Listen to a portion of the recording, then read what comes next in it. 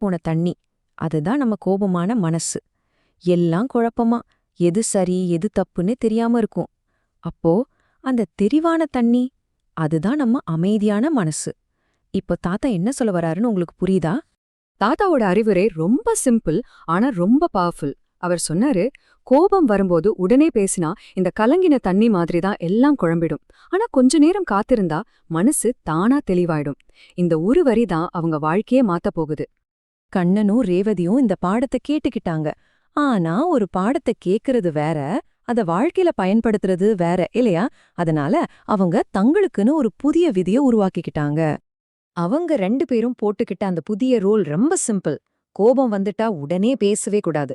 கொஞ்ச நேரம் காத்திருக்கணும். அந்த மண் அடியில தங்குற மாதிரி கோபம் தணிற வரைக்கும் அமைதியா இருக்கணும். நம்ப முடியுதா? இந்த ஒரு சின்ன மாற்றம் அவங்க வாழ்க்கையில எவ்ளோ பெரிய தாக்கத்தை ஏற்படுத்துச்சுன்னு பாருங்க. சண்டைகள் படிப்படியா குறைஞ்சுது, ஒருத்தர் புரிஞ்சுக்க ஆரம்பிச்சாங்க, அன்பு அதிகமாகுச்சு. அப்போ பிரச்சனை கண்ண மேலயோ ரேவதி மேலயோ இல்ல, பிரச்சனை அவங்க கோபத்தை கையாண்ட விதத்துல தான் இருந்தது.